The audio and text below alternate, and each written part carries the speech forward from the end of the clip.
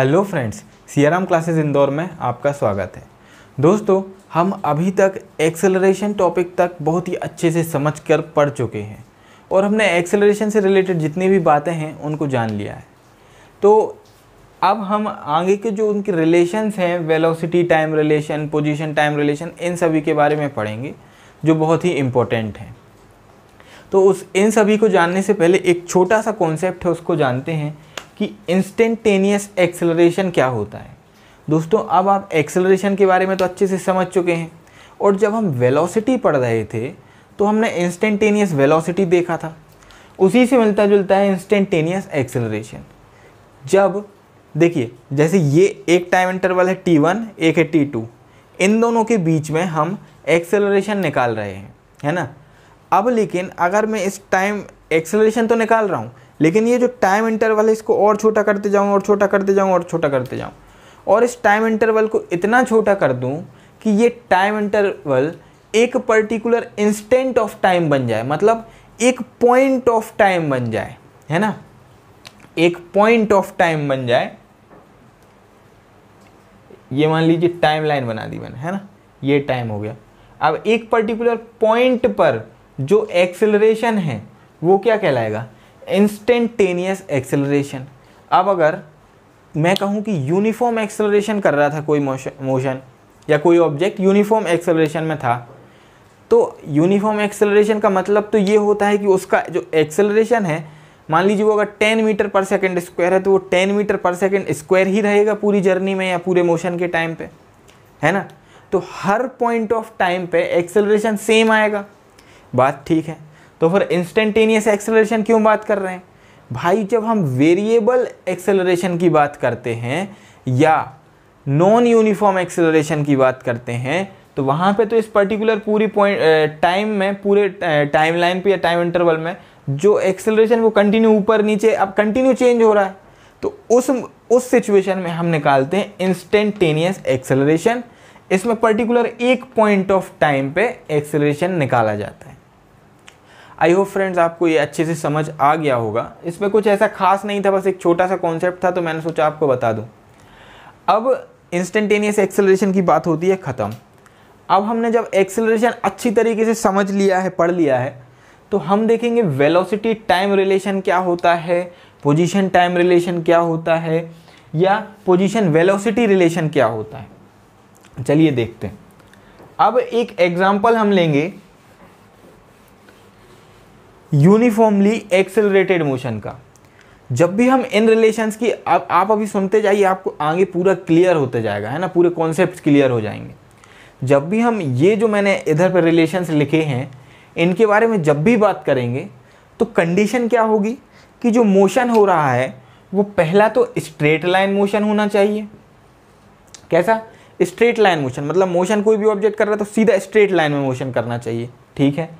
और दूसरी सिचुएशन ये होगी कि ये यूनिफॉर्मली एक्सेलरेटेड मोशन होना चाहिए। यूनिफॉर्मली एक्सेलरेटेड मोशन होना चाहिए। अब यूनिफॉर्मली एक्सेलरेटेड मोशन का मतलब क्या होता है? इसका मतलब हर टाइम इंटरवल में जो वेलोसिटी थी वो सेम अमाउंट से इंक्रीज हो रही है या डिक्रीज हो रही है ना। Rate of change of velocity एकदम कांस्टेंट है ना। जैसे ये दो टाइम इंटरवल हैं, इन दो टाइम इंटरवल के बीच में यहाँ पे इस वाले टाइम इंटरवल पर मान लीजिए 2 मीटर पर सेकेंड स्क्वायर थी, तो दूसरे टाइम इंटरवल पर फिर से कितनी हो गई? 4 मीटर पर सेकेंड स्क्वायर, और फिर तीसरे टाइम इंटरवल पर 6 मीटर पर सेकेंड स्क्वायर, है ना। तो सभी टाइम इंटरवल्स पर जो इक्वल टाइम इंटरवल्स हैं उनमें इक्वल अमाउंट से वेलोसिटी अगर बढ़ती है तो उसे हम बोलते हैं यूनिफॉर्मली एक्सेलरेटेड मोशन। मतलब हमें सिचुएशन अच्छे से क्लियर हो गई है ना। तो अब एग्जाम्पल से समझते हैं। आप ये एग्जाम्पल लेके चलिए कि ये एक स्ट्रेट पाथ है ना। किसी कोई ऑब्जेक्ट अपने मोशन में है, वो इस स्ट्रेट लाइन पर अपना मोशन कर रहा है। अब यहाँ पर उसने ये दे दीजिए, इधर से उसने टाइम अपना स्टार्ट किया, ठीक है। तो ये था t1, t2, t3। ये पॉइंट ऑफ टाइम है जो मैंने टाइम इंटरवल्स को बनाया। ये जो t1 से t2 के बीच में इक्वल टाइम इंटरवल है, t2 से t3 के बीच में इक्वल टाइम इंटरवल है। वो ऑब्जेक्ट यहाँ से चलना चालू होता है, कोई भी मान लीजिए बाइक है या कार है कोई भी, है ना। कार है, ठीक है। ये स्ट्रेट लाइन में चल रही है यहाँ से, ये पॉइंट ए पर पहुंची, पॉइंट ए पर पहुंची, है ना। यहाँ पे तो ये एट रेस्ट थी, जैसे ही ये पॉइंट ए पर पहुंची इसकी जो वेलोसिटी थी वो हो गई थी u, ठीक है। वेलोसिटी कितनी हो गई थी u। अब थोड़ा और टाइम चलिए, तो आफ्टर टाइम t, मतलब इधर से इधर तक जाने में इसको टाइम t लगा, और जब ये टाइम t पर पहुंची तो वहाँ पर था पॉइंट b। तो a से b तक जब ये कार जा रही थी तो उसकी जो इनिशियल वेलोसिटी थी, मतलब जो इनिशियल पोजीशन पर उसकी वेलोसिटी थी वो हो गई उसकी u, हमने सपोज करके लिया u हो गई, और b जो उसकी पोजीशन थी ये मान लीजिए फाइनल पोजीशन है, तो यहाँ पर उसकी वेलोसिटी हो गई v, ठीक है। तो हमें एक चीज़ क्लियर हो गई कि कोई ऑब्जेक्ट चल रहा था और इस टाइम फ्रेम को हमने कंसीडर किया, और ये जो t2 मैंने लिखा है जो a पॉइंट के नीचे है ये हो गया इनिशियल टाइम या इनिशियल पोजीशन, और ये जो b लिखा है ये हो गया फाइनल पोजीशन, ठीक है। यहाँ पर जो वेलोसिटी थी वो थी u, तो u कहलाएगी इनिशियल वेलोसिटी, v कहलाएगी फाइनल वेलोसिटी क्योंकि वो फाइनल पोजीशन पर थी, और यहाँ से यहाँ तक जाने में टाइम कितना लगा उसको, t टाइम लगा। इतना एग्जाम्पल क्लियर है। अब देखते हैं मैं बताना क्या चाह रहा हूँ आपके लिए। जब भी हमें वेलोसिटी टाइम रिलेशन देखना होता है तो हमारे पास एक रिलेशन है, इसको डिराइव नहीं करेंगे क्योंकि मेंस में कभी भी इसको डिराइव करने के लिए नहीं बोला है, और ना ही बोलेंगे क्योंकि वो इतने डीप में तो नहीं जाते हैं। तो इसका जो फॉर्मूला होता है v is equal to u plus a t. अब v यहाँ पे क्या है, v है फाइनल वेलोसिटी, फाइनल वेलोसिटी। तो यहाँ पे फाइनल वेलोसिटी, जो यहाँ पर वेलोसिटी थी वही वेलोसिटी की बात कर रहे हैं, फाइनल पोजीशन पर थी जो। अब u क्या है, इनिशियल वेलोसिटी, मतलब इनिशियल पोजीशन पर जो उसकी वेलोसिटी थी वो है।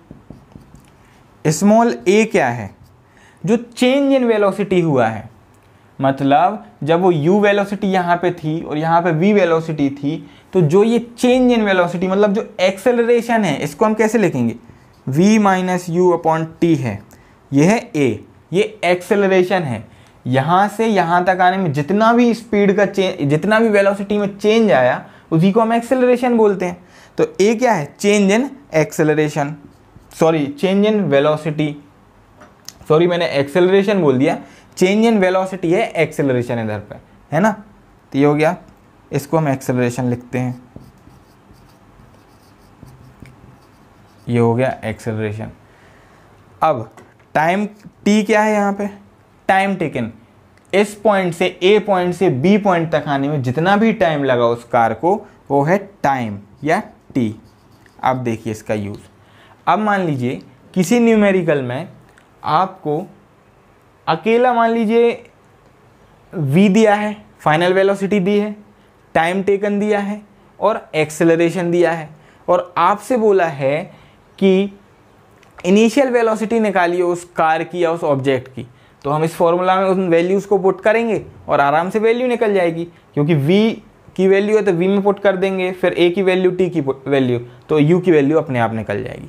तो इस तरीके से इनका यूज़ होता है, इन फॉर्मूलाज का यूज़ होता है न्यूमेरिकल्स में। हम हालांकि आगे जब न्यूमेरिकल देखेंगे तो इनको अच्छे से देखेंगे, है ना। ये चीज़ पहला जो कोई, अब देखिए इसमें वेलोसिटी की बात हो रही, ये वेलोसिटी, v भी वेलोसिटी, u भी वेलोसिटी, एक्सेलरेशन की तो हम बात कर ही रहे हैं, है ना। एक्सेलरेशन तो आएगा ही आएगा क्योंकि यूनिफॉर्मली एक्सेलरेटेड मोशन की बात कर रहे हैं, और टाइम ले लिया हमने। तो ये कैसा रिलेशन हो गया, ये रिलेशन है बिटवीन वेलोसिटी एंड टाइम, है ना। वेलोसिटी और टाइम का यूज़ कर रहे हैं हम यहाँ पे, इसीलिए वेलोसिटी टाइम एक्सेलरेशन रिलेशन है, ठीक है। अब इसके बाद आते हैं पोजीशन टाइम रिलेशन। अब पोजीशन टाइम रिलेशन क्या है, तो यहाँ पे हम बात करेंगे कि यहाँ से पॉइंट A से पॉइंट B तक आने में कितना उसने डिस्प्लेसमेंट कवर किया, है ना।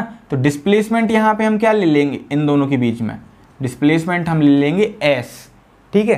तो ये कैसे निकलेगा, अब s is equal to u t plus half a t square. u हमें पहले से पता है कि क्या होता है, हमने इधर पे देख लिया, इनिशियल वेलोसिटी है ऑब्जेक्ट की, इनिशियल वेलोसिटी, ठीक है। अब s क्या है यहाँ पे, s है डिस्प्लेसमेंट कवर, लेकिन हम स्ट्रेट लाइन की बात कर रहे हैं तो यहाँ पे डिस्प्लेसमेंट और डिस्टेंस तो सेम होगा, तो आप चाहे डिस्प्लेसमेंट लिख दें और चाहे डिस्टेंस लिख दें, एक ही बात है। तो हम यहाँ पे डिस्टेंस लिख देंगे, डिस्टेंस कवर्ड, ठीक है। और टाइम आपको टी आपको पता ही है, टाइम टेकन है कि यहाँ से यहाँ तक आने में कितना टाइम लगा उसको, और ए भी पता है कि ए एक्सेलरेशन है, ए एक्सेलरेशन है, ठीक है।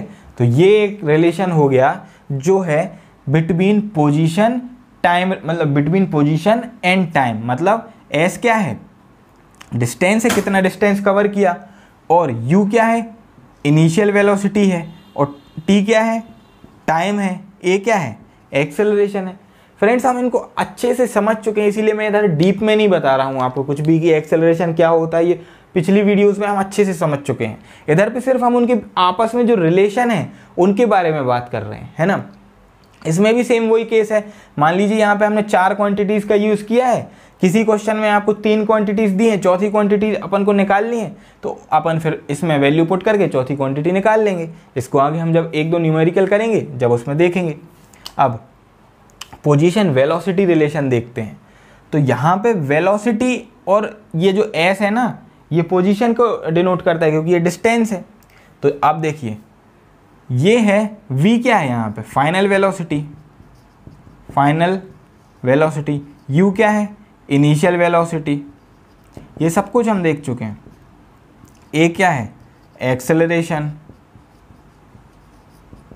और s क्या है, डिस्टेंस ट्रेवल्ड, ठीक है। s क्या है, डिस्टेंस ट्रेवल्ड। तो ये तीनों फॉर्मूलेज हैं जो हमें अच्छे से याद करके रखने हैं फ्रेंड्स, और इनको हम बोलते हैं इक्वेशंस ऑफ मोशन, है ना। आपको मेंस में आराम से 3 नंबर में आ सकता है कि equation of straight line motions लिखिए या 3 equations of straight line motion लिखिए। तो वो कौन कौन सी हो जाएंगी, वो हो जाएंगी v is equal to u t, s is equal to u t plus half a t square, और v square minus u square is equal to 2as, है ना। तो फ्रेंड्स एक बार आप इसको अच्छे से नोट कर लीजिए, ये इक्वेशंस बहुत ज़्यादा काम आती हैं न्यूमेरिकल्स में, तो एक बार आप अच्छे से नोट कर लीजिए।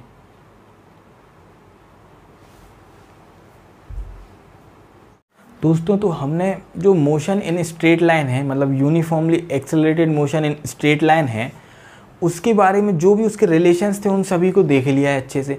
जैसे v is equal to u t, s is equal to half a t, u t plus half a t square, और v square minus u square is equal to 2as। ये कुछ रिलेशंस थे, ये हमने देख लिए हैं, ये हमें न्यूमेरिकल सॉल्व करने में हेल्प करते हैं। तो सबसे पहले अब हम देखेंगे एक इनका एग्जाम्पल देखेंगे, जिससे हमें थोड़ा क्लैरिटी आएगी कि इनको यूज़ कैसे करना है। तो चलिए एक बहुत ही सिंपल सा एग्जाम्पल मैंने लिया है, क्योंकि मेंस में बहुत प्रोबेबिलिटी है कि इस बार वो न्यूमेरिकल्स देंगे, क्योंकि उन्होंने पिछली बार भी अभी 2020 का जो मेंस हुआ है उसमें उन्होंने न्यूमेरिकल से शुरुआत कर दी है, ठीक है। तो ये क्वेश्चन को हम रीड करेंगे। Scooter acquires a velocity of 36 kilometre per hour.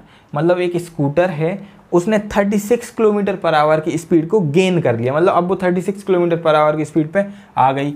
चलिए इसे अंडरलाइन कर लेते हैं, ठीक है। इन 10 सेकेंड्स, मतलब कितने समय में वो 36 किलोमीटर पर आवर की स्पीड पे आ गई, 10 सेकेंड्स में। इसे भी अंडरलाइन कर लेते हैं।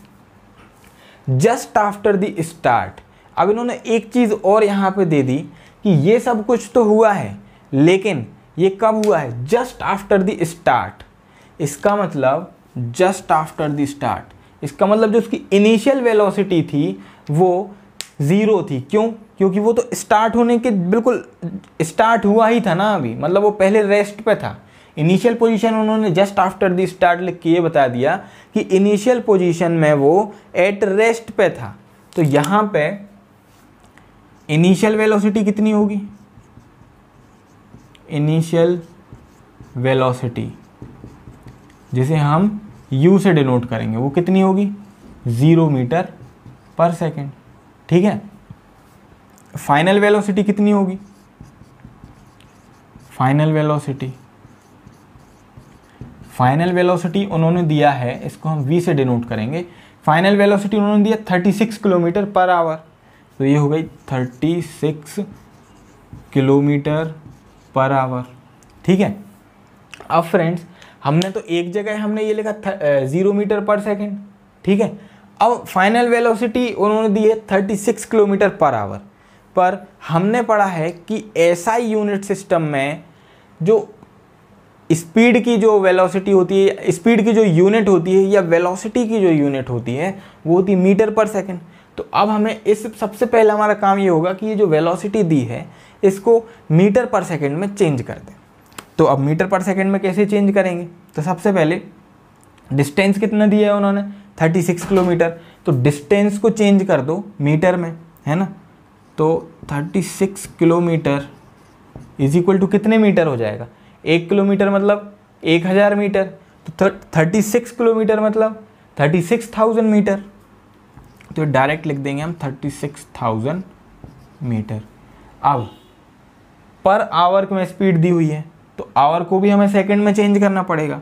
तो 1 घंटे को हम कितने मिनट्स बोलते हैं, 60 मिनट्स। और 60 मिनट में कितने सेकंड होते हैं, 60 × 60 सेकेंड्स, है ना। तो ओवरऑल निकल के कितने आएंगे, 3600 सेकेंड्स, ठीक है। अब देखो इसको चेंज कैसे करेंगे। वेलोसिटी का फॉर्मूला होता है डिस्प्लेसमेंट अपॉन टाइम। अब जब भी हम स्ट्रेट लाइन की बात करते हैं तो वहाँ डिस्टेंस और डिस्प्लेसमेंट एक ही होता है, ठीक है। तो अपन को यहाँ पर डिस्टेंस कितना मिल गया, ये 36,000 मीटर। टाइम कितना मिल गया, 3600 सेकेंड्स। बस इसको लिख दो 36,000 अपॉन 3600 मीटर पर सेकेंड। तो ये क्या होगा, 10 आ जाएगा, अच्छे से काटेंगे अपन। तो ये हो गया 10 मीटर पर सेकेंड, है ना। मतलब उन्होंने जो ये वेलोसिटी दी है 36 किलोमीटर पर आवर, इसका मतलब क्या है, इसका मतलब है इसकी मीटर में 10 मीटर पर सेकेंड इसकी स्पीड उन्होंने, इसकी वेलोसिटी उन्होंने दी है। फ्रेंड्स एक बात हमेशा ध्यान रखना, स्ट्रेट लाइन मोशन में स्पीड और वेलोसिटी को हम इक्वल बोल सकते हैं, इसलिए वेलोसिटी की जगह स्पीड भी बोल सकते हैं और स्पीड की जगह वेलोसिटी भी बोल सकते हैं। चलिए एक बात क्लियर हो गई, फाइनल वेलोसिटी हमें पता चल गई। अब हम निकालेंगे, अब उन्होंने टाइम कितना दिया है हमें, टाइम उन्होंने दिया है 10 सेकेंड्स की। स्कूटर जो है वो 10 सेकेंड्स में 36 किलोमीटर पर आवर की स्पीड पे जाती है, बिल्कुल सही बात है। अब हम क्या करेंगे, इसका एक्सेलरेशन निकालना है। एक्सेलरेशन निकालने के लिए हम ऐसी एक इक्वेशन देखेंगे मोशन की जिसमें ये तीनों चीज़ें आ जाएं, है ना, तीनों चीज़ें आ जाएं और एक हमारे जो एक्सेलरेशन निकालना है वो चीज़ बची रहे। तो तीनों इक्वेशंस को रिकॉल करो, कौन कौन सी होंगी। v is equal to u plus a t, ये यहाँ पे काम कर रही है क्या, तो अपन को देखते हैं। v दिया है क्या, हाँ v दिया है, ठीक है। v is equal to u plus a t, u दिया है, हाँ u दिया है। और a दिया है क्या, a तो हमें निकालना है, a हमें निकालना है ना। और t दिया है, मतलब ये वाली इक्वेशन यहाँ पे काम कर जाएगी क्योंकि 3 क्वांटिटीज दी हैं और चौथी क्वांटिटीज निकाल ली हैं। तो हम यहाँ पे यूज़ करेंगे v is equal to u plus a t. तो v की जगह पे क्या लिखेंगे, 10 मीटर पर सेकेंड, 10 आ गया। u कितना है, u 0 है, दिया है क्वेश्चन में, 0 आ गया। एक्सेलरेशन कितना है, एक्सेलरेशन तो निकालना है तो a का वैसे ही लिख दो। और टाइम कितना दे दिया, टाइम उन्होंने 10 दे दिया। बस इसको सॉल्व कर दो तो ये क्या होगा, 10a इज इक्वल टू 10, ठीक है। अब a इज इक्वल टू आएगा 10/10 मतलब 1 मीटर पर सेकेंड स्क्वायर, मतलब एक्सेलरेशन निकल के आ गया 1 मीटर पर सेकेंड स्क्वायर। इसका मतलब जो उन्होंने पूछा था कि स्कूटर का एक्सेलरेशन कैलकुलेट करो, तो एक्सेलरेशन हमने कैलकुलेट किया तो आंसर कितना आया, 1 मीटर पर सेकेंड स्क्वायर। अब एक और मैं आपसे जनरल बात पूछूं कि 1 मीटर पर सेकेंड स्क्वायर का मतलब क्या हुआ, ये तो ठीक है हमने निकाल लिया, मतलब क्या हुआ, इसका मतलब ये हुआ कि जो स्कूटर थी वो हर सेकेंड 1 मीटर पर सेकेंड की स्पीड से बढ़ती जा रही थी, है ना। जैसे फर्स्ट सेकंड पे उसकी मान लीजिए 2 मीटर पर सेकंड स्पीड थी, तो जैसे ही सेकंड चालू होगा, दूसरे नंबर का सेकंड चालू होगा, तो वहाँ पे उसकी स्पीड कितनी हो जाएगी, 1 मीटर पर सेकंड से बढ़ जाएगी, मतलब 3 मीटर पर सेकेंड हो जाएगी। तो फ्रेंड्स इस न्यूमेरिकल को आप एक बार अच्छे से नोट कर लीजिए।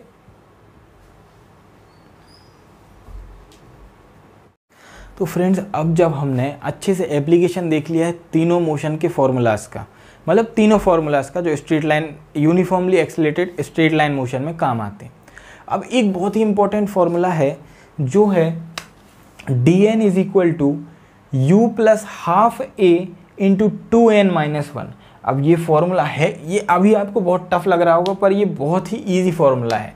मैं बता देता हूँ ये किस फॉर्मूले से डिराइव हुआ है, कहाँ से बना है। आपने अभी देखा था ना s is equal to u t plus half a t square, इसी फॉर्मूले से ये मिलकर बना है। अब ठीक है, इस फॉर्मूले से ये मिलकर बना है, इसलिए इसका आप ज़्यादा ये मत सोचेंगे इसके लिए कि ये बहुत ज़्यादा टफ है। थोड़ा देखें, सब्र रखें, ये बहुत ही ईजी फॉर्मूला है। इसमें इस फॉर्मूले से हम क्या निकालते हैं कि कभी भी हमसे बोल दिया कि nth सेकंड पे, जैसे 10 सेकंड कोई बॉडी चली और बोला कि 10वें सेकंड पे उसने कितना डिस्टेंस कवर किया या कितना डिस्प्लेसमेंट कवर किया, nth सेकंड पे उसने कितना डिस्प्लेसमेंट या कितना डिस्टेंस कवर किया, तो ये बताना होता है। अब इस किस सिचुएशन में ये बताते हैं, जब बॉडी यूनिफॉर्मली एक्सेलरेटेड मोशन हो। अब आइए इसको एग्जांपल से समझते हैं, मतलब इस न्यूमेरिकल से समझते हैं अपन, है ना। न्यूमेरिकल है a particle having initial velocity 5 metre पर सेकेंड। चलिए यहाँ पे देख लेते, इनिशियल वेलोसिटी उसने दे दी, कितनी इनिशियल वेलोसिटी 5 मीटर पर second, moves with a constant acceleration, constant मतलब यूनिफॉर्म एक्सेलरेशन है कितना 2 मीटर पर सेकेंड स्क्वायर। चलो एक्सेलरेशन भी दे दिया।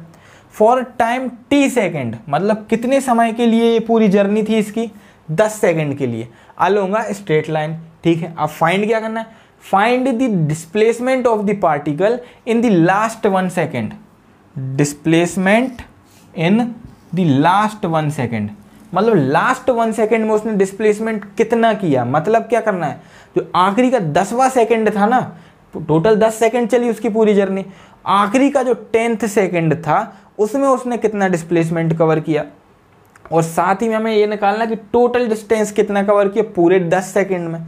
अब इसको डायग्राम से समझेंगे, ये बहुत ही ईजी लगेगा आपको। मान लीजिए इतना पाथ था जो उसने कवर किया, है ना। इधर पे मैं 10 सेकेंड बना देता हूँ, 1, दूसरा सेकेंड, तीसरा, चौथा, 5वां, 6वां, 7वां, 8वां, 9वां और ये 10वां। ठीक है, 10 सेकेंड मैंने ये यहाँ पे बता दिए। अब वो ऑब्जेक्ट ने क्या किया, या वो स्कूटर ने क्या किया, जो ये पार्टिकल था इसमें उसने क्या किया, वो ऐसे चलना चालू किया।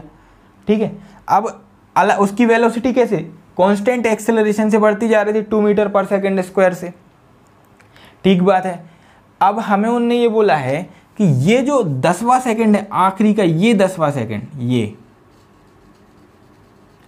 ये जो आखिरी का 10th सेकेंड है, इसमें उसने कितना डिस्टेंस या कितना डिस्प्लेसमेंट कवर किया। जब वो 9th सेकेंड से बढ़ के 10th सेकेंड की ओर जा रहा था, उतने टाइम इंटरवल में उसने कितना डिस्टेंस कवर किया, तो इसको हम बोलेंगे d10th बोला, d10th बोला उन्होंने, है ना। डिस्प्लेसमेंट वो भी 10th सेकेंड का। और दूसरी चीज़ उन्होंने बोली है कि ये जो पूरे 10 सेकेंड हैं, ये जो पूरे 10 सेकेंड हैं, ये उसने पूरे 10 सेकंड में कितना डिस्प्लेसमेंट कवर किया। आई होप आपको ये डिफरेंस समझ में आया होगा कि 10th सेकंड में डिस्प्लेसमेंट कितना कवर किया और पूरे 10 सेकंड में डिस्प्लेसमेंट कितना कवर किया।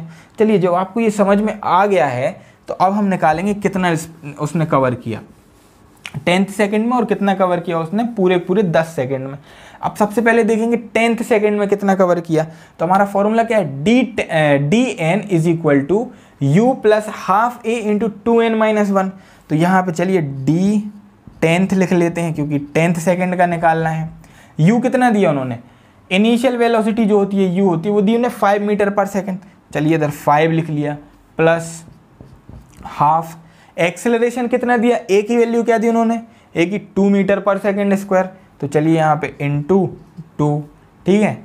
अब n की वैल्यू क्या है, यहाँ पे n की वैल्यू जिस भी सेकंड की 10th सेकंड की बात की, तो यहाँ पे n की वैल्यू क्या है 10। तो हम क्या लिखेंगे 2 इंटू 10, मतलब n की जगह पे 10 लिख दिया, -1। तो अब इसको पूरा सॉल्व करेंगे, अपना आंसर आ जाएगा 5 प्लस ये कैंसिल हो जाएंगे, 1 हो जाएंगे, बचेगी अंदर की चीज़ बस। तो 2 × 10 20 -1 19 हो जाएगा। तो ये 19 हो गया। तो टोटल ओवरऑल अपन देखें तो 24 मीटर आ गया आंसर। ठीक है, 24 मीटर आंसर आ गया। मतलब लास्ट का जो मैंने यहाँ पे ड्रॉ किया था 10th सेकंड था, तो जब वो 9 सेकंड से 10th सेकंड की ओर बढ़ रहा था तो उतने टाइम इंटरवल में उसने 24 मीटर कवर कर लिया। चलिए ये बात भी क्लियर है, हमने ये चीज़ निकाल ली। अब देखेंगे ओवरऑल उसने कितना कवर किया, मतलब ओवरऑल 10 सेकंड में उसने कितना कवर किया। तो सेम टू सेम अब अपन क्या करेंगे, यहाँ पे समझेंगे कि 10 सेकंड में कितना कवर किया। तो उसके लिए फॉर्मूला S = UT + ½ AT², है ना, ½ AT²। S निकालना है, U उसने कितना दिया 5 मीटर पर सेकंड, तो 5 लिख देंगे। टाइम कितना दिया ओवरऑल 10 सेकंड्स, तो यहाँ पे टाइम 10 आ जाएगा प्लस हाफ। अब ये क्या दिया था उसने, एक्सेलरेशन दिया है 2 मीटर पर सेकंड स्क्वायर, तो बस एक्सेलरेशन आ जाएगा 2 मीटर पर सेकंड स्क्वायर। और टाइम उसने 10 सेकंड दिया था तो उसका स्क्वायर कर देंगे अपन यहाँ पे, तो ये 100 आ जाएगा। अब इसको बस जस्ट सॉल्व करना है, 50 प्लस ये प्लस 100, तो ओवरऑल अपना आ गया 150 मीटर। मतलब पूरे 10 सेकंड में उसने 150 मीटर डिस्टेंस कवर कर लिया। और जब वो 9th सेकंड से 10th सेकंड की ओर बढ़ रहा था तो उस टाइम पे उसने 24 मीटर डिस्टेंस कवर किया। आई होप फ्रेंड्स आपको ये पूरा फॉर्मूला का एप्लीकेशन और फॉर्मूला अच्छे से समझ आया होगा, क्योंकि मेंस में इसी टाइप के क्वेश्चन कभी कभी 3 मार्कर में दे देता है, तो वहाँ पर बच्चे अटक सकते हैं। तो फ्रेंड्स एक बार आप अच्छे से नोट कर लीजिए, इस फॉर्मूला को याद से देख लीजिए। फ्रेंड्स जब अब हमने सब कुछ पढ़ लिया है, एक्सेलरेशन के बारे में सब कुछ पढ़ लिया है ना, पूरे न्यूमेरिकल्स देख लिए उसके कि अप्लाई कैसे करना है। अब आपको अगर ध्यान हो कि मैंने जब टाइप्स ऑफ मोशन पढ़ाया था तो वहाँ पे एक प्रोजेक्टाइल मोशन आपको नहीं पढ़ाया था, क्योंकि उस पॉइंट ऑफ टाइम पे अगर मैं आपको प्रोजेक्टाइल मोशन पढ़ाता तो ये बहुत ज़्यादा प्रोबेबिलिटी है कि वो सब कुछ आपके सिर के ऊपर से निकल जाता, आपको कुछ समझ नहीं आता। अब जब आपने वेलोसिटी, एक्सेलरेशन, इन सभी कॉन्सेप्ट्स को अच्छे से समझ लिया है, तो अब ये जो प्रोजेक्टाइल मोशन का कॉन्सेप्ट है इसको पढ़ने में आपको भी मज़ा आएगा और उतनी ही आसानी से आपको समझ आएगा। तो देखते हैं प्रोजेक्टाइल मोशन होता क्या है। जब भी हम किसी बॉडी को थ्रो करते हैं, मतलब अब बॉडी मतलब कुछ उसके बेसिक जो की पॉइंट्स हैं उनको हम देखेंगे। ऐसी कोई बॉडी जो थ्रो की गई है, ठीक है, वहाँ पे प्रोजेक्टाइल मोशन होगा। उसके पास क्या, अच्छा आइए ये सब छोड़िए, एक एग्जाम्पल से समझते हैं अपन, है ना। एक एग्जाम्पल है, मान लीजिए ये एक बिल्डिंग है ना, ये एक बिल्डिंग है। बिल्डिंग की छत पे एक व्यक्ति खड़ा है जिसका नाम है भोलू, ठीक है। अब भोलू का किसी उसके खास से झगड़ा हो गया, उसको आया गुस्सा। उसने क्या किया, उसके पास एक बहुत ही महंगा फ़ोन था, वो यहाँ पे खड़े होकर बात कर रहा था और गुस्से में उसने फ़ोन फेंक दिया अपना। अब जैसे ही उसने फ़ोन इधर से फेंका तो उसने हॉरिजॉन्टल इस वेलोसिटी से फेंका, मतलब उसने इस डायरेक्शन में फेंका, ठीक है। तो वो फ़ोन कैसे गिरा, ऐसे ऐसे इस तरीके से वो फ़ोन ज़मीन पे आके गिरा, ठीक है। इस तरीके से वो फ़ोन ज़मीन पे आके गिरा। तो यहाँ पर ये जो मोशन हो रहा है, इस मोशन को हम बोलते हैं प्रोजेक्टाइल मोशन। अब इसके कैरेक्टरिस्टिक्स क्या होते हैं कि कोई भी बॉडी है जिसको फेंका गया है, अ body is thrown with horizontal initial velocity, मतलब उसने इनिशियली किस डायरेक्शन में फेंका था, इस डायरेक्शन में, हॉरिजॉन्टली इनिशियल वेलोसिटी, ठीक है। हॉरिजॉन्टली फेंका, इनिशियल वेलोसिटी के साथ फेंका। मान लीजिए इसकी इनिशियल वेलोसिटी है u, ठीक है। अब जब भी कोई व्यक्ति हॉरिजॉन्टली फेंकेगा इनिशियल वेलोसिटी के साथ, तो जो वो बॉडी है जिसको फेंका है वो 2 डायमेंशन में मूव करेगी। कैसे मूव करेगी, 2 डायमेंशन में। अब 2 डायमेंशन में कैसे, देखिए ये जो बॉडी है ये एक ही टाइम पे इस डायरेक्शन में भी बढ़ रही है और एक ही टाइम पे नीचे की ओर भी आ रही है। तो हो गया ना 2 डायमेंशन, क्योंकि ये इस डायरेक्शन में जा रही है तो एक्स एक्सिस कवर कर रही है, और जब ये जैसे जैसे नीचे भी आते जा रही है तो वाई एक्सिस कवर कर रही है। लेकिन जब ये ऊपर से नीचे आ रही है तो यहाँ पे कोई भी ऐसा अदर कोई भी फोर्स नहीं लग रहा, सिर्फ और सिर्फ ग्रेविटी का एक्शन है। मतलब a body is thrown with horizontal initial velocity and allowed to move in 2 dimension under the action of gravity alone. मतलब सिर्फ और सिर्फ ग्रेविटी के एक्शन के कारण वो नीचे आते जा रही है, ग्रेविटी के एक्शन के कारण वो फॉल कर रही है। ठीक है, इसके बाद एक और पॉइंट होता है कि जब भी जो ये बॉडी गिर रही है नीचे, ये बॉडी किसी भी इंजन या फ्यूल की मदद से प्रोपेल नहीं होनी चाहिए। मतलब ये बॉडी फ्रीली फॉल करनी चाहिए under the action of gravity. आपको आई होप ये कॉन्सेप्ट समझ में आया होगा, ये होता क्या है, ये कैसे होता है। अब क्या ये वाला मोशन कहलाएगा प्रोजेक्टाइल मोशन? नहीं। एक और इसका एग्जांपल देखेंगे, ये वाला कहलाता है हॉरिजॉन्टली प्रोजेक्टेड मोशन या हॉरिजॉन्टल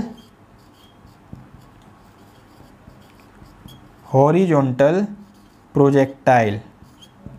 ठीक है, ये कहलाता है हॉरिजॉन्टल। क्यों? क्योंकि इसमें उसने यहाँ पे ऐसे हॉरिजॉन्टली फेंका ना, उसके बाद ग्रेविटी के एक्शन के कारण वो धीरे धीरे नीचे आई, लेकिन हॉरिजॉन्टल वेलोसिटी के कारण वो इस डायरेक्शन में भी बढ़ते जा रही थी। चलिए ये बात क्लियर है। अब इसका सेकंड एक और रहता है। अब यहाँ पे भोलू का एग्जाम्पल नहीं लेंगे, यहाँ पे लेंगे नीरज चोपड़ा का एग्जाम्पल। आप सभी अच्छे से जानते हैं उसके लिए। वो जब जेवलिन थ्रो करता है,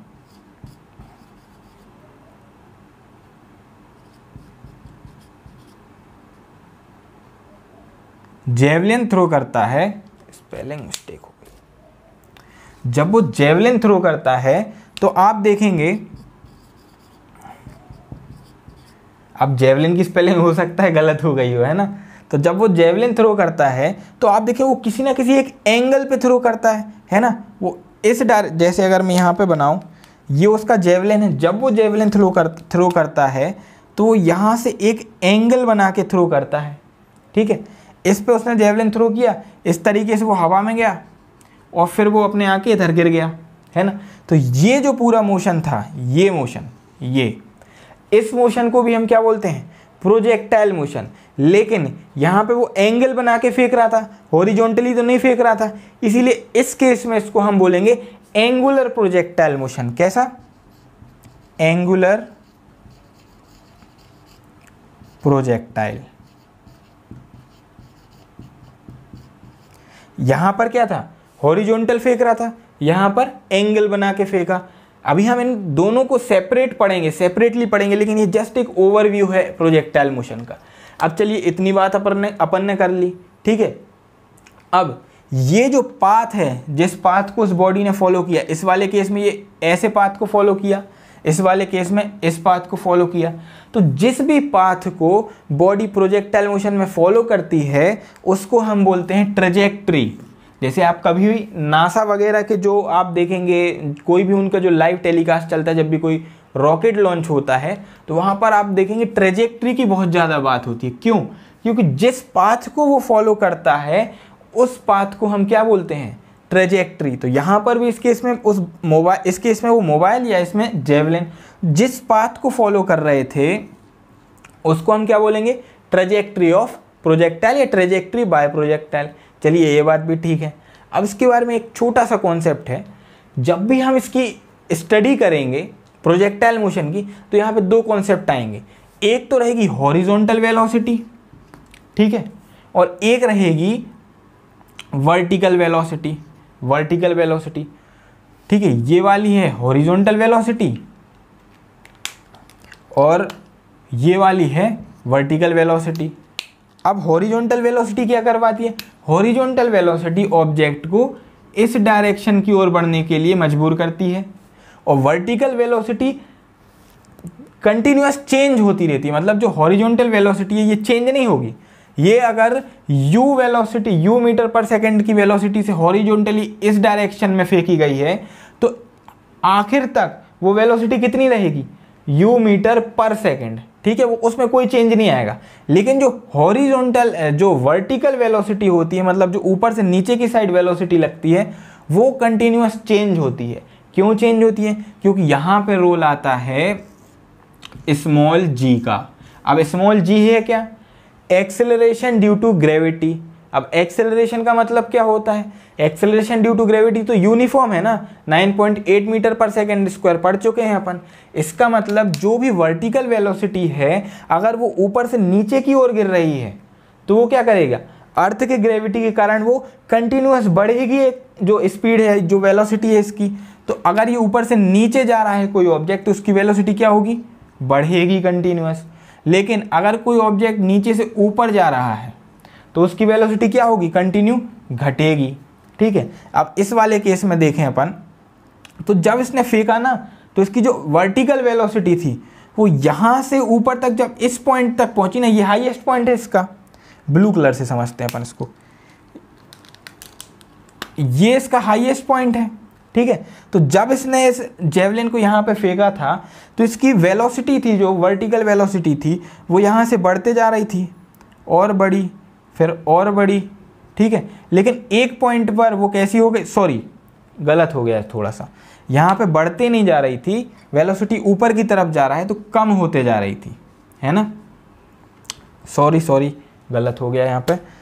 ये जब ऊपर की तरफ जा रहा था तो ग्रेविटी के कारण इसकी जो वेलोसिटी है वो माइनस होते जा रही थी।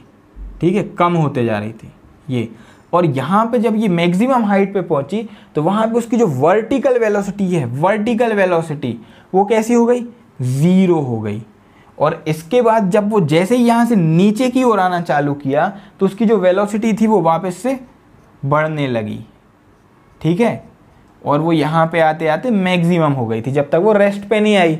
ठीक है, तो ये तो हमने जस्ट एक ओवरव्यू लिया है। हम हॉरिजॉन्टल प्रोजेक्शन और एंगुलर प्रोजेक्शन बहुत ही डिटेल में सेपरेटली पढ़ेंगे। एक बार आप इन कैरेक्टरिस्टिक्स को अच्छे से नोट कर लीजिए, एक बार प्लीज़ देख लीजिए अच्छे से।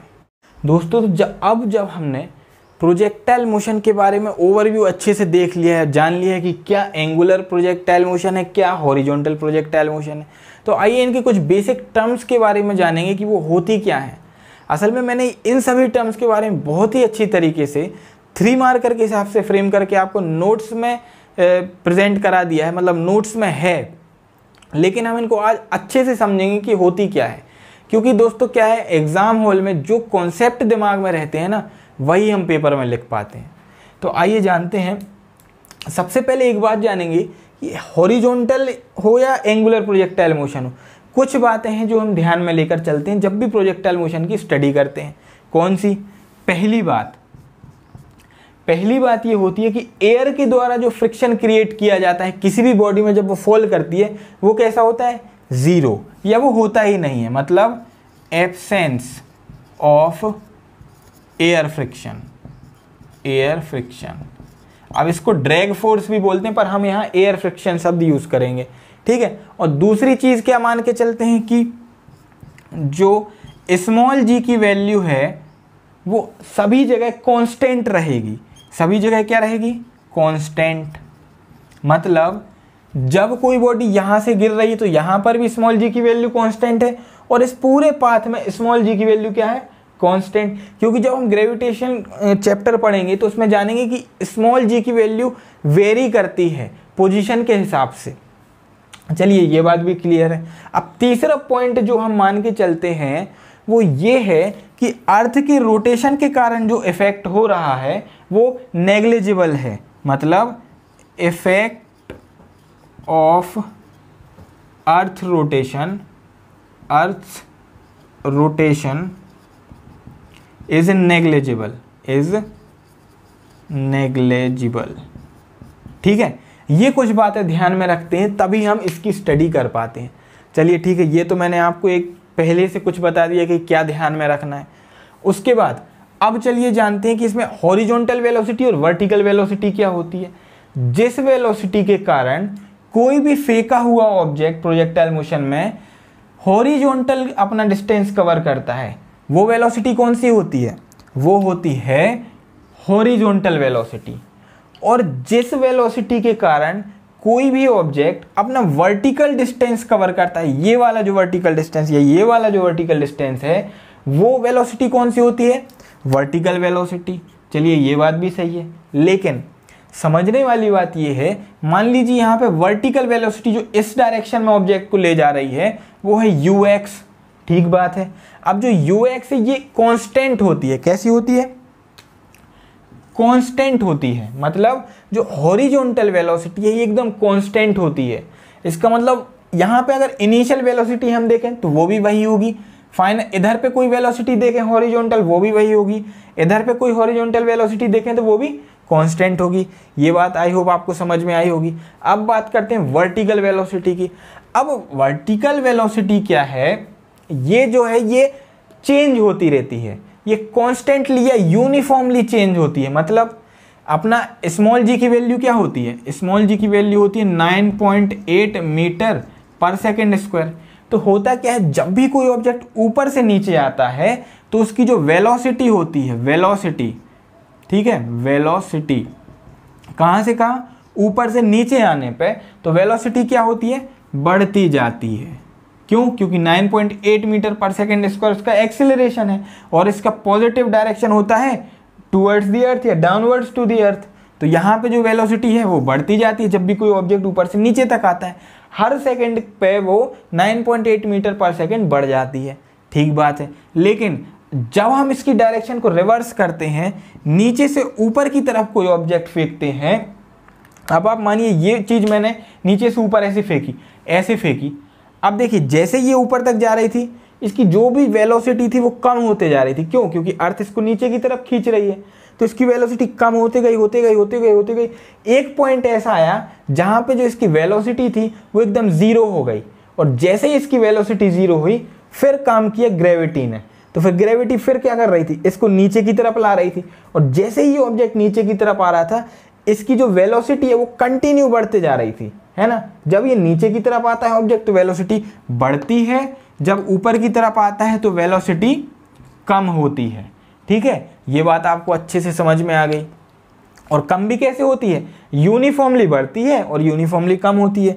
ये बात एकदम क्लियर हो गई आपके लिए। अब देखते हैं इसमें इसका जो पाथ ऑफ प्रोजेक्टाइल है वो कैसा है। तो दोस्तों ये तो बहुत इक्वेशन से समझना पड़ता है, लेकिन मैं इसको आसान भाषा में बताता हूँ कि ये वाला जो एक शेप होता है, ये वाला शेप, ये शेप कहलाता है पैराबोला। ठीक है, इस शेप को हम क्या बोलते हैं, पैराबोला। इसकी प्रॉपर इक्वेशन होती है लेकिन उसको हमें पढ़ने की ज़रूरत नहीं है यहाँ पे। तो आप देखिए कि अगर इसको मैं इतना देखूँ तो ये वाला पूरा पाथ दिखाई दे रहा है आपको, और अगर इसको पूरा देखूँ तो ये वाला पाथ दिखाई दे रहा है। इसका मतलब प्रोजेक्टाइल मोशन में जो पाथ ऑफ प्रोजेक्टाइल है, जिसे हम ट्रेजेक्ट्री के नाम से भी जानते हैं, किस नाम से जानते हैं, ट्रेजेक्ट्री के नाम से जानते हैं। इसको हम पहले पढ़ चुके हैं कि पाथ ऑफ प्रोजेक्टाइल को हम ट्रेजेक्ट्री बोलते हैं। ठीक है, तो उसका शेप कैसा होता है, शेप होता है पैराबोलिक।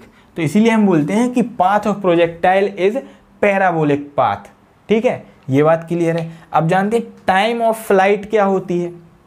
दोस्तों जितनी भी देर कोई जो ऑब्जेक्ट है जिसको हमने थ्रो किया है, चाहे वो किसी एंगल पे फेंका हो या तो हॉरिजॉन्टली कहीं ऊंचाई से फेंका हो, तो जितनी भी देर जो ऑब्जेक्ट है वो हवा में रहता है ना, यहाँ से यहाँ तक ये ऑब्जेक्ट हवा में था जब तक ये ज़मीन पर आ नहीं गया। तो जितनी भी देर ये चीज़ हवा में है वो क्या कहलाती है, उतना टाइम क्या कहलाता है, टाइम ऑफ फ्लाइट। इसकी प्रॉपर डेफिनेशन मैंने आपको नोट्स में दे के रखी है 3 मार्कर के हिसाब से। ठीक है, अब ये चीज़ क्लियर हो गई। अब यहाँ पे लिखा है हॉरिजॉन्टल रेंज क्या होती है। तो आइए समझते हैं हॉरिजॉन्टल रेंज क्या होती है। तो जब भी हॉरिजॉन्टल वेलोसिटी के द्वारा कोई भी ऑब्जेक्ट वो हॉरिजॉन्टल डिस्टेंस कवर करता है, जैसे ये ऑब्जेक्ट था इसने इतना हॉरिजॉन्टल डिस्टेंस कवर किया, तो ये क्या हो गई, हॉरिजॉन्टल रेंज। इस ऑब्जेक्ट ये इस प्रोजेक्टाइल मोशन में ये क्या होगी, इसकी हॉरिजॉन्टल रेंज, जिसको हम आर से डिनोट करते हैं। चलिए ये बात ठीक है, इतना डिस्टेंस क्या था, हॉरिजॉन्टली कवर किया, इसलिए उसको हॉरिजॉन्टल रेंज बोला। अब जब नीरज चोपड़ा वाले केस में हम देख रहे थे तो यहाँ पे क्या करते थे, ये जो इसका डिस्टेंस था, ये यहाँ से लेके इसके आखिरी पॉइंट तक जो जितना भी उसने हॉरिजॉन्टली डिस्टेंस कवर किया, इसको क्या बोलते हैं हम, रेंज। ठीक बात है, रेंज भी आपको समझ में आ गई। अब ये रेंज देखो, इसमें तो ठीक है, कोई ऐसी कोई बात है नहीं, लेकिन जब भी एंगुलर प्रोजेक्टाइल की हम बात करते हैं तो यहाँ पे एक क्वेश्चन आता है कि मैक्सिमम रेंज कैसे लाएं अपनी। जो एथलीट्स होते हैं उनका प्रयास ये रहता है कि हम जितनी भी ताकत हमारे पास है हम उसका एकदम इफेक्टिवली यूज़ कर पाएँ और ज़्यादा से ज़्यादा दूर जेवलिन को फेंक पाएँ। या गोला फेंक में या किसी भी ऐसे गेम में जिसमें फेंका जाता है ना, तो इसमें वो लोग क्या करते हैं, ये जो एंगल रखते हैं ये ग्राउंड के साथ ये, और उनके हाथ में फेंकने वाला जो ये एंगल होता है इसको रखते हैं 45 डिग्री। कितना? 45 डिग्री, 45 डिग्री। ठीक है, ये एक फैक्ट है, आप इसको उससे कॉन्सेप्ट से भी हम समझ सकते हैं, लेकिन वो शायद थोड़ा ज़्यादा डीप हो जाएगा। इसलिए आप ये देखिए 45 डिग्री पर जो प्रोजेक्टाइल की रेंज होती है वो मैक्सिमम होती है। ये बात आप ध्यान रखिए, ये कहीं पर भी आ सकता है, 3 मार्कर में या कहीं पर भी आ सकता है। ये बात क्लियर हो गई है ना। अब अगर कोई आपसे इसमें पूछे कि मैक्सिमम हाइट क्या होती है, तो भाई जो हाइट सबसे ज़्यादा होगी, मैक्सिमम हाइट तो नाम से ही समझ में आ रहा है, सबसे ज़्यादा जहाँ पे वो जाएगा, या तो फिर जिस पॉइंट पर उसकी वेलोसिटी 0 हो जाएगी, है ना, और वापस वो नीचे आएगा। ये बात भी क्लियर है। अब एक और हम कॉन्सेप्ट जानेंगे, छोटा सा बिल्कुल कॉन्सेप्ट है ना, कि टाइम ऑफ एसेंट और टाइम ऑफ डिसेंट क्या होता है। टाइम पीरियड तो मैंने बता दिया, क्या टाइम ऑफ फ्लाइट तो बता दिया। अब टाइम ऑफ एसेंट होता है जब ऑब्जेक्ट नीचे से स्टार्ट करता है और अपनी मैक्सिमम हाइट को अटेन करता है। यहाँ से जाने में उसको, अपनी मैक्सिमम हाइट तक जाने में उसको जितना भी समय लगा वो क्या कहलाता है, टाइम ऑफ एसेंट।